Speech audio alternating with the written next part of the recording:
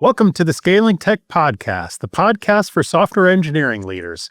I'm Aaron Syme, your host, and in today's episode, we're bringing back a past guest to talk about Project Lifecycles. Johanna Rothman and I had a fantastic conversation I'm excited to share with you, talking about a wide range of topics, and she just has so much information to share, and I really enjoyed the conversation around things like cost accounting and flow management. And to say that I enjoyed a conversation around something that's called cost accounting doesn't actually sound like that's super enjoyable, but I promise you it's actually really interesting, this conversation around so many different concepts about what is fake agility and what teams, regardless of whether they want to call it agile or what project lifecycle name we give it, how we can deliver value to our customers and avoid things like resource efficiency and using cost accounting to manage teams, which are basically signs of like fake agility. So this was a really interesting conversation I had with Johanna. I'm excited to share it with you. So let's get to my interview with Johanna Rothman. Welcome to the Scaling Tech Podcast, where we help you manage your growing engineering team. Through expert interviews, we help you navigate the challenges of leading, hiring, growing, and nurturing your tech team to deliver the value your customers demand. Brought to you by agilityfeet.com, experts in staffing engineering teams in Latin America for clients globally. Johanna Rothman is the Pragmatic Manager, a very well-known agile management consultant and author of more than 20 books on product management, product development, and even personal development. You can learn more about her at jrothman.com and by signing up for her Pragmatic Manager newsletter. She was also a past guest on the Scaling Tech Podcast back in episode 22, where we talked about going from chaos to successful distributed agile teams. In today's episode of the Scaling Tech Podcast, though, we'll focus on her recent book, Project Lifecycles: How to Reduce Risks, Release Successful Products, and Increase Agility. Welcome back to the Scaling Tech Podcast, Johanna. Thank you so much, Aaron. I am so delighted to be here. It's a pleasure to speak with you again. Really appreciate you taking the time. I want to start with asking you to define a term that you use in your book that I think is really important for everyone to understand: fake agility. What is it and how does it creep up on people? So it's a little bit easier to talk about what it's not. So in general, an agile team is a group of cross-functional people who have all the skills and capabilities that they need to finish the product, right? So I would expect developers of some sort, testers, maybe UI, UX people. Sometimes those are the same, sometimes those are different, right? I'm not religious about what we call them, but the ability of the team to say, what does the user need to see? What problems does the user need to solve? And how do we organize our work? So the team organizes its work, and there might be a facilitator of some sort, sometimes a scrum master, sometimes I know an agile project manager. I'm the only person in the world I know who says this, but the team is totally capable on its own of finishing work in a reasonably quick manner, right? So I really like one-day stories. Some teams can only do a story a week. That's totally fine. But it's all focused on the customer and it's customer value. Now, does a team need to experiment? Sure. What I see in fake agility is there are component teams. So teams are across the architecture instead of through it. So there's the UI team, maybe an API team, the top level piece of the architecture, the middleware, the platform. There's often a data warehouse over there somewhere. There's a product manager, then a product owner, then a business analyst, then a scrum master, then a coach. There's all these people around the team because the team is not cohesive and the team is not able to deliver a piece of value on a regular basis that the customer wants. So I am not saying that anybody is a bad, stupid, or wrong person for being in this situation. But this is all about management decisions and the team's inability to create a cohesive culture as a team. So a good agile team is going to be as independent of others outside of that team as possible, so able to complete, the work themselves, cohesive, as you said. So a fake agile team is going to be a team where they say they're using agile methods, but they've got every story has a dependency on somebody outside of that team. Then, as one example. Well, it's partly, yeah, it's often dependencies, and it's often that the team does not affiliate as a team, right? So we can call them a team, but they're often working on other projects, right? Yeah. So one of the reasons I wrote this book is because one of my clients regularly had people on 3 to 5 teams. And I said, no. A single person on 3 to 5 teams Yeah. at once, you're saying? Yeah. Oh, wow. So the product owner, Teams. yeah, teams in quotes. The product owner was supposed to facilitate 3 different areas of the entire product, which is possible if all of those teams were coherent. But every developer was on 3 teams. Every tester was on 3 teams. Well, often 5 teams. And then Right. they were supposed to use Scrum, but everyone was spending so much time at stand-ups. They never got any work done. So, so I said to them, stop using Scrum, stop using stand-ups. I mean, you've got to just focus on one thing at a time. That was partially within the team's control, but much more at the outer layers of the team and into management. Yeah. Because if management is saying that you've got to split your time across this, that you've got to matrix your testers across 5 different teams, then how can they ever develop a sense of culture as a team, right? A sense of cohesiveness. That makes absolute sense to me, for sure. So yeah, having really, really strong team-based collaboration is important. You mentioned, being able to deliver your work frequently. Those are kind of the most fundamental things, I would say, perhaps to call a team agile, at least in like small a agile, right? Not necessarily a particular prescriptive project lifecycle, but at least they're working in a small a agile manner.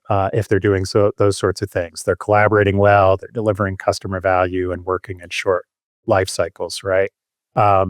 Is there anything that you would anything else that you would say, like if you walk into a room with a new client and that immediately tells you, wow, this is fake agility in the way that management is running these teams, perhaps? Yeah, if they say all of our stories are in a tool and every story gets assigned to one person, and and we really focus on tickets, right? I mean, I should say Atlassian has been a client of mine off and on for several years. So I love the people at Atlassian.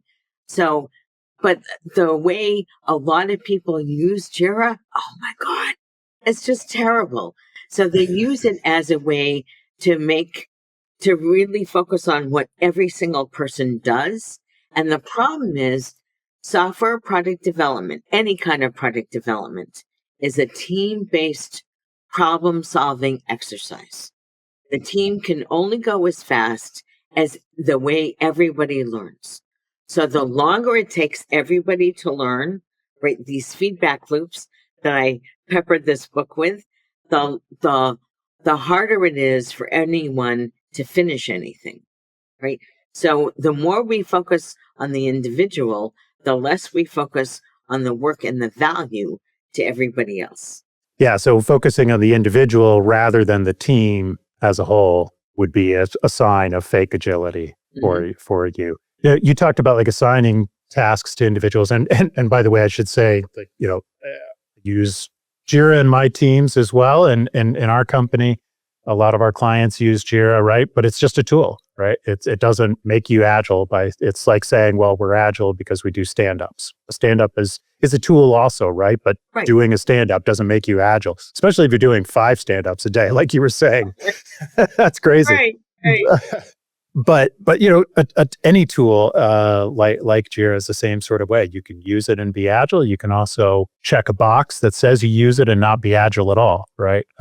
So and I think that's true of a lot of the individual things that maybe any agile process teaches us to do. If we just take those things as individuals and as an individual checkbox we have to do to be agile, it's not necessarily making us agile, right? But I want to come back to this assigning tasks to individuals, as you said. I think that's related to a concept you talked about in the book that I wanted to hear more about resource efficiency. So talk to us a little bit about resource efficiency and how does that destroy agile in a team?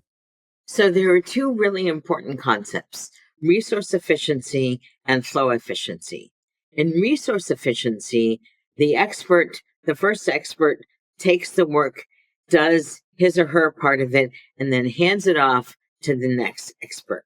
That person does their work, they hand it off, et cetera, et cetera. Every single handoff is a possible delay.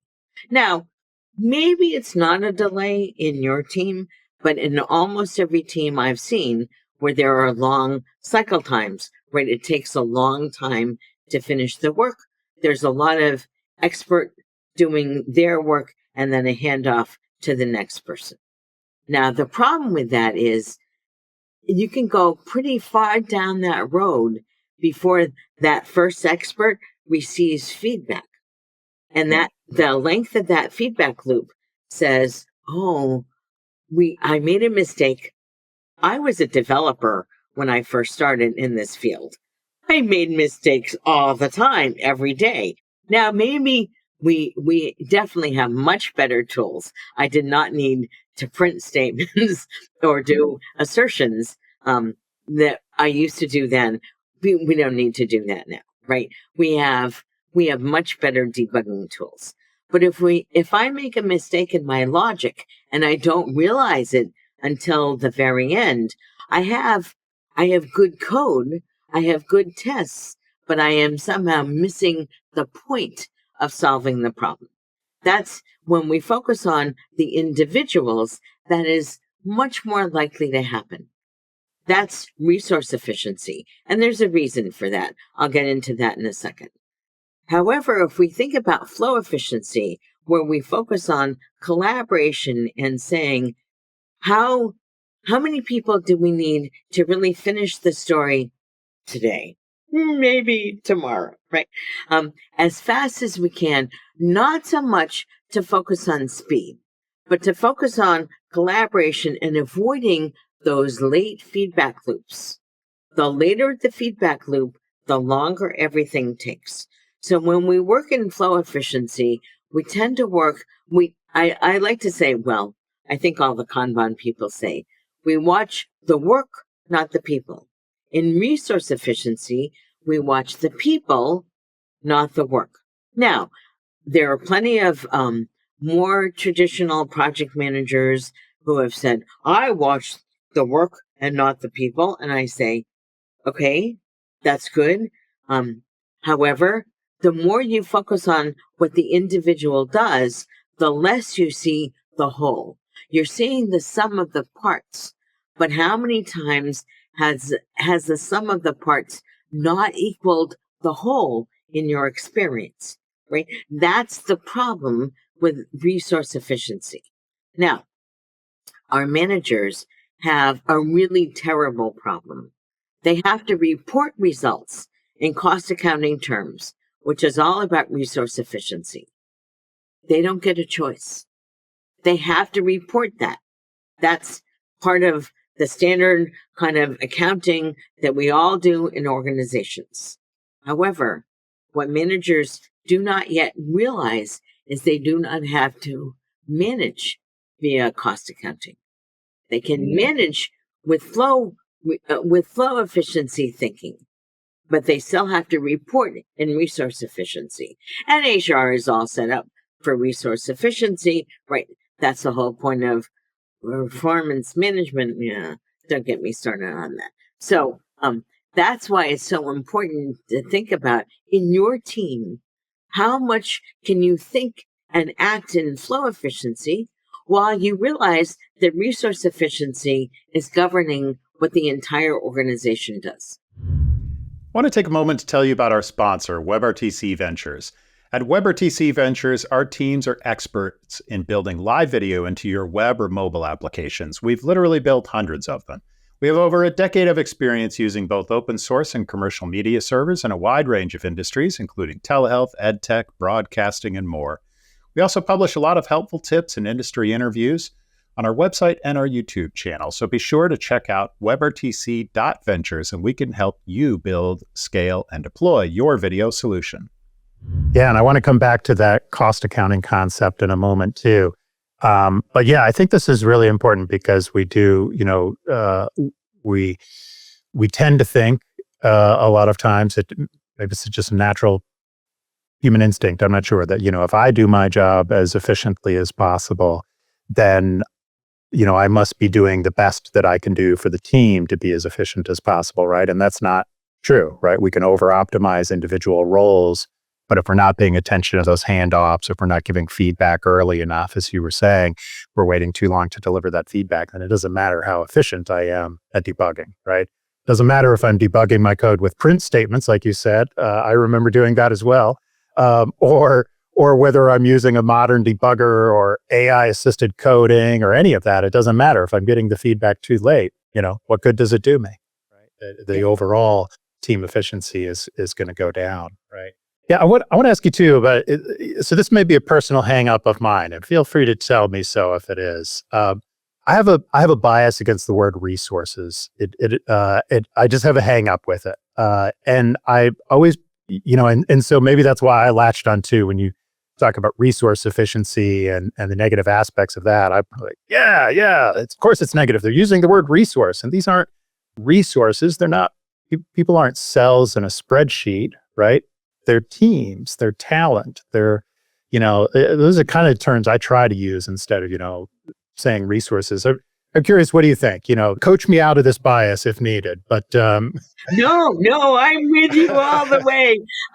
I had in every single one of the modern management made easy books, practical ways to manage yourself, practical ways to lead and serve others, and practical ways to lead an innovative organization, especially that last one, book 3. I rant about the idea of calling people resources.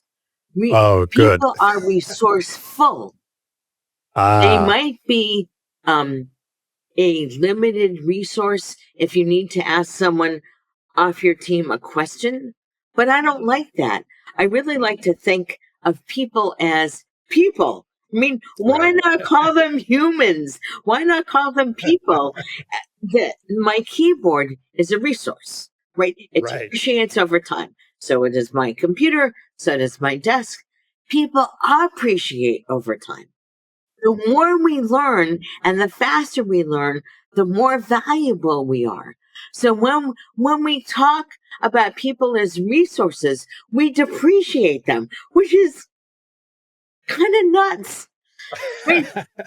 I mean, this is opposite from the way the world works. I feel as if I'm just hitting my stride. I'm not going to tell you how old I am, although I might later. But I feel as if I'm just hitting my stride. I have finally figured out, for the next 2 or 3 months, how to write even better. I'm a better speaker than I was a couple of years ago. I mean, everything I have done has helped me improve over my life. I'm a much better coach and consultant than I was even 5 years ago. And that's all because I continue to study. I continue to appreciate. Right. Yeah. Right. So the business of resources just makes me nuts. Oh, I'm so glad that not only, are we in 100% agreement on that, but actually the way you've just described that is much better than the way I try to explain that. Because my company is a software development agency. We work with clients all the time. We're helping them build teams to build their software products, right? So it's frequent that a client comes to us, and they don't have any ill will in saying this, but they'll say something like, how many resources are you going to, put on this team, or how many resources will this quote take, things like that. And, partly because they're a client, I don't browbeat them over it every time that they say it, but I always try to make a point of responding with, well, we're going to have 5 team members in this, on this, right? I never repeat back the word resource and just sort of hope at least that they hear that. But people who work with me within my own company know that, don't say that word around Aaron. It triggers them. But I just always describe that as, let's treat them like humans, and it rubs me the wrong way. But the way you just described this in accounting terms of people don't depreciate, they appreciate, is fantastic. And so I feel like I'm going to be doubly effective now the next time I rant about this in my own company. I'll have a better way to explain it to them. So thank you. I appreciate that. And along that topic of, you mentioned cost accounting, flow management, and I want to ask you to elaborate a little bit more on the difference between how an executive has to report in cost accounting terms, but you said can manage in flow management terms, because that's a really important concept to me as well. And I want to understand a little bit better how a business leader should be balancing that. So I have not written a lot of this down. This is not in this book, but will be in a future book, I assume. So when we think about cost accounting, we think about how do we account for all of our expenses. And there are 2 kinds of ways. There's at least 2. I'm going to talk about the 2 primary ways that we have to manage money in an organization. There's operational expenses, which is everything you pay out over the course of say, a month, right? Salaries, rent, the lights, right? The utilities, all that stuff. Then there's capitalization. Capitalization is a way for the company to reduce their operating expenses by converting what they have finished in terms of valuable work and into capitalization. Now, you can depreciate capital expenses, right? So there's all kinds of depreciation and capitalization and taxes. I don't know enough about that. I'm probably getting some of the terms wrong. However, when you think about operational expenses and capitalization expenses, the faster you can capitalize anything, the more valuable that work is to the organization. And since you have a company, you probably know even more about this. I don't deal in CapEx. I'm a 1-person company by design. I don't deal with that, right? So that's not the issue. However, the real issue is if you think about flow efficiency thinking and managing the cycle time to finishing valuable work that your customers can use, that allows you to capitalize your expenses faster. So this is why flow efficiency thinking and management by flow efficiency is much more valuable to managers than thinking in resource efficiency. When you think about the flow of work, how fast can we finish something? And I mean finish it, right? I'm not talking about shortcuts or we'll just do it, go fast and break things. I don't want to break anything else. Thank you very much. I want everything to work.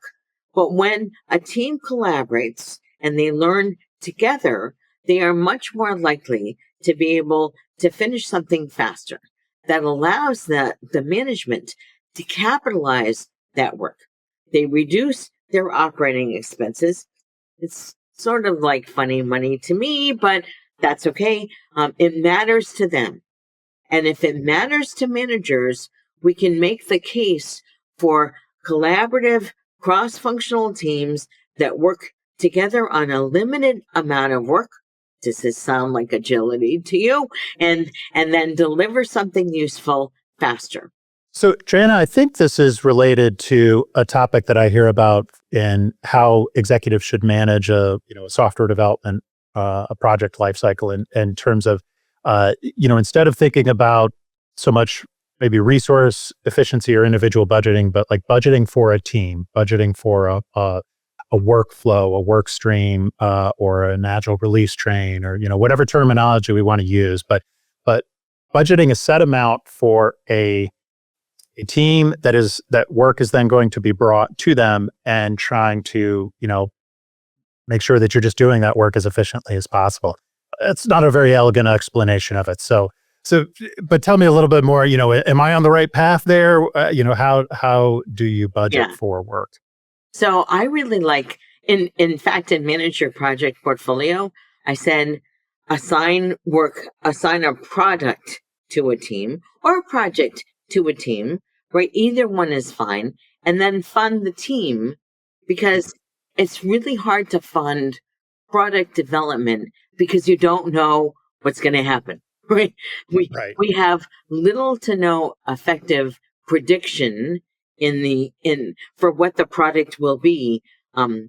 Way back when I was still inside the organization, one of my senior leaders came to me in a rush at 4:30 on a Friday afternoon and said, "Quick, tell me what's everything that's going to be in this product.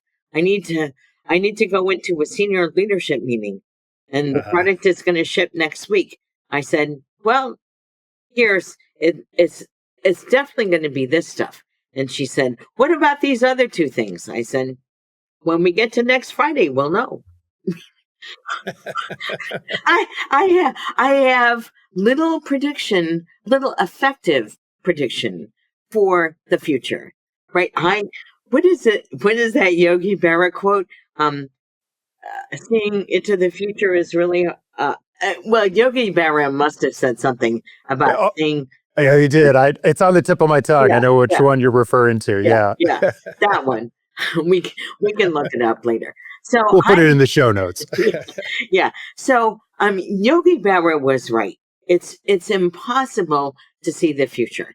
But if you say we will fund this team even for a year, and then decide which is the most valuable thing to do, now you have really simplified all of your funding decisions. That means managers don't have to ask the team to predict anything about how long anything is going to take. If you realize that either the cycle time is too long or the problem is too hard, you can limit the funding for that product and then reassign the team. I think it's so important to say, if we, and that does not mean that people cannot move on and off the team. But if you say we will have a core team and focus on that team's collaboration, right now the team learns how to work together. Am I still going to irritate people? Of course. I'm an extrovert, right? Any team with just one extrovert gets angry at that extrovert every so often.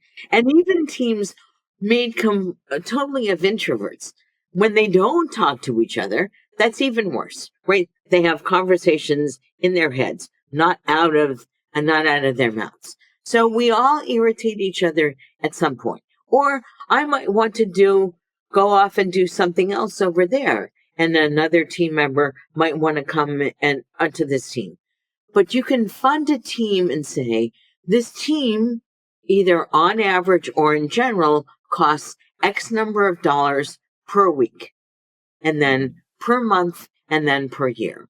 And if we are not sure what we want to fund for the project portfolio, because we don't know quite how these products are going to work, but if we fund teams, first of all, it's much easier. We can say, how much do you want to invest before we stop in this particular product?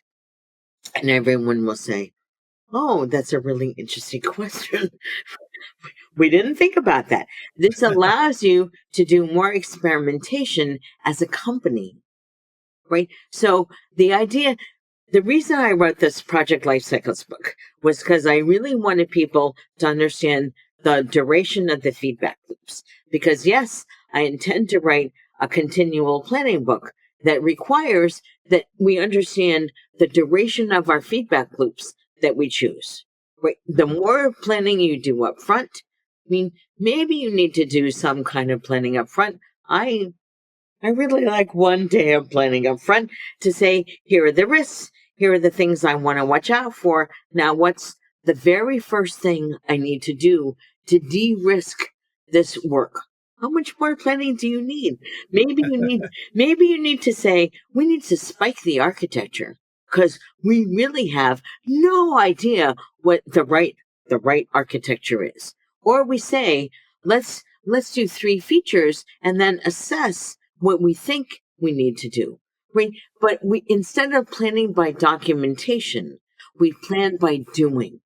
And that allows us to replan by doing. And this whole business of short feedback loops allows you to do that. I love that. That's great. I want to ask another question kind of about areas that I see management make a lot of mistakes in teams, and this touches on estimation. Yeah, I want to talk a little bit more about estimation too, and a specific recommendation you gave there that's really interesting to me. But uh, let's talk first about that phrase that management often will say is this is taking too long to complete. Right, so they've funded a team. Maybe they've gotten that step right. So they know what they're spending for the team, but things are taking too long to complete, whatever those things are, right? However, they're defining that it's not getting done fast enough.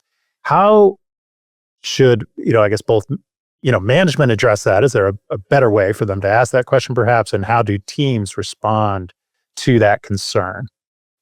Well, the first question I like to ask these questions. How long do you think it should take? Because maybe they think everything should take 0 days for $0. Right? So tell me more about your expectations, because I want to know. And say this out of curiosity. Some people like me tend to be a little short-tempered with management when they've asked me the same question every single day for 5 days in a row. So first question is understand what that question really is. And often what they say is they want it all and they wanted it yesterday. Right. So I then say to them, and I do this from a position of expertise and authority, right? I have proven my expertise back when I was in the organization to my management. I have proven my expertise to my clients. And I say to them, if you really wanted it tomorrow, we should have started it a year ago, right? I cannot rewind time. Time only goes in one direction. So what's the first thing you want me to do now? And maybe what's the second thing? And then how much work do we have in progress? What I see in organizations is they want everything. So everyone on the team starts something else. That's a prime example of working in resource efficiency. That slows everything down, right? And that makes our cycle time ridiculously long because we cannot finish anything. Instead, ask, what is the first thing you want me to do? And if I see this in product leaders all the time, the product leader, for some reason or another, says everything is number one priority. Well, if everything is number one, nothing is number one, right? I mean, we know this from years and years of experience. So that's when I like to say, what one thing do you want? And really drill down on that one thing. What are our customers asking us for? And if our customers are not asking us for anything, because it's been way too long since we finished anything, choose one. Just choose something of value and finish that and release it, ship it, see what happens, and then choose another. And that requires that the team collaborate as a cross-functional team. I don't care where these people really are. If they're component teams, fine, check in something every single day, and then see what happens. But the whole idea is you have to reduce the size of the problem and reduce the time it takes to finish that problem. right? These are all problems we have to solve. So, how can we reduce the cycle time? We reduce the WIP, the work in progress. We focus on the entire team collaborating together, and that allows us to actually finish work faster. I think that's great, and you're using some very lean Kanban terms there of WIP and cycle time, which is a perfect segue into my question about estimation. Because in your book you say that relative estimation is a sign of fake agility, and so people should use cycle time instead. And obviously, that's very much built into the way that Kanban is taught specifically. If you have a team that's following Scrum practices, though, Scrum teams are generally taught relative estimation, right? And so I'd like to kind of hear your thoughts on how those teams should they switch away from something like story points, and if so, how? Yes, they should switch away. Friends don't like friends. Use story points.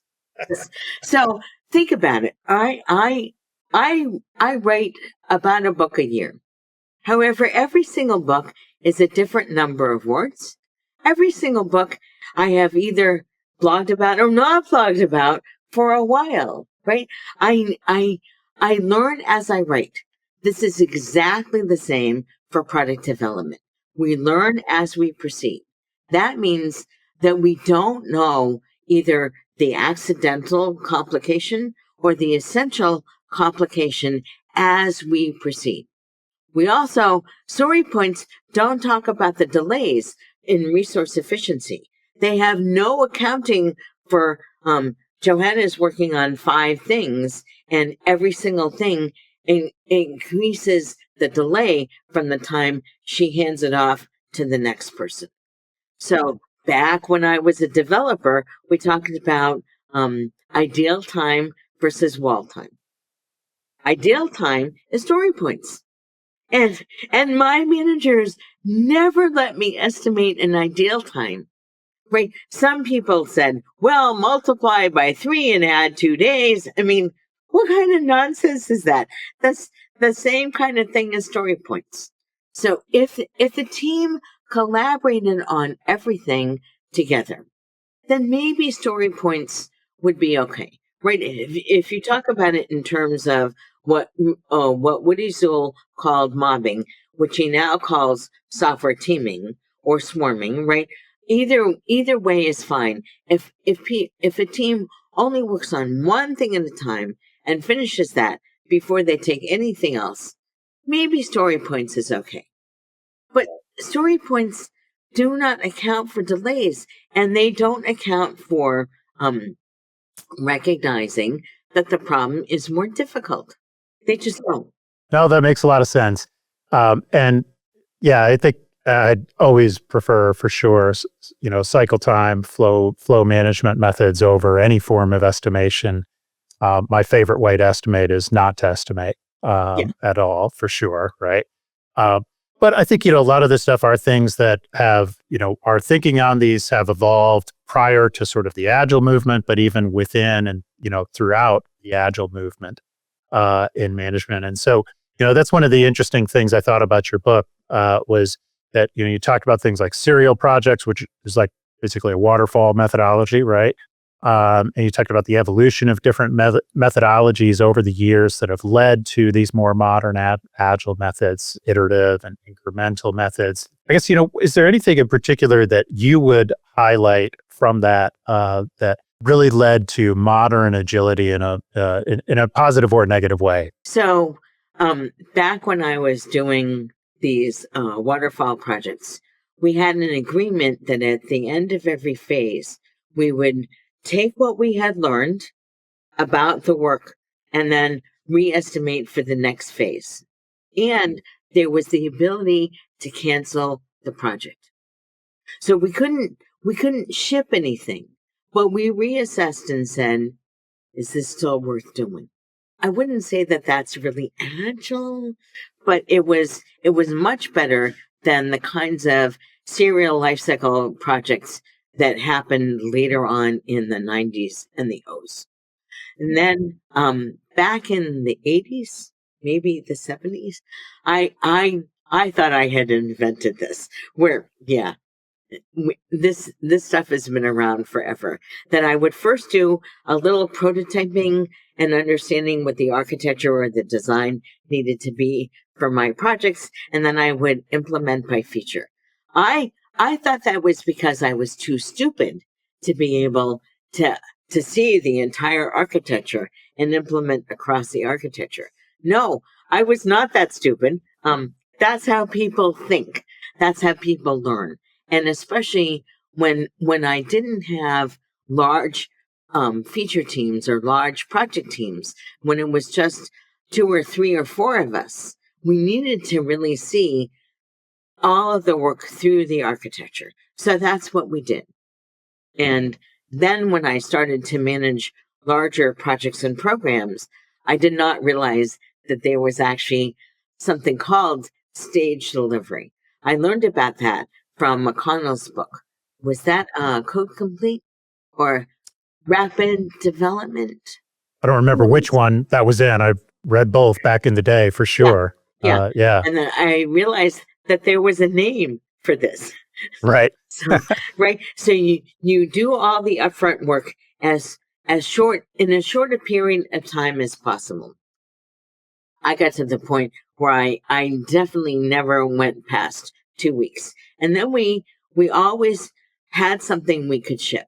Now that was not always iterative development because we did entire feature sets at a time or most of a feature set, but it was definitely incremental because we shipped something. So when I first started to teach project management in the 90s, I talked about cycles for iterative and chunking for increments. I mean, that's the people who took my workshops back in the 90s said, oh, yeah, we can do that. So all of this stuff has been around forever, not because we're stupid, right? As I thought when I could not envision the entire architecture or design, but because we have to learn as we go. That makes sense. Yeah, one thing that you that I didn't realize, I'm familiar with the term, release trains from like SAFe and, the concept of scaling agile would, believe you said that dates back to the rational unified process in the 90s, No, that yeah. term. So certainly we kind of reuse or reinvent some terminology and some of the concepts as we go. I'd be curious to hear your thoughts about kind of release trains and sort of that concept in scaling agile. So I believe that Cisco might have been the first company to publish their release train back in the 80s. I certainly used release trains in the 90s, yeah, maybe 80s, but they were monthly because even in the 80s, a quarter release train was way too long for me. Yeah. I needed to ship something and get feedback on it much earlier than a quarter.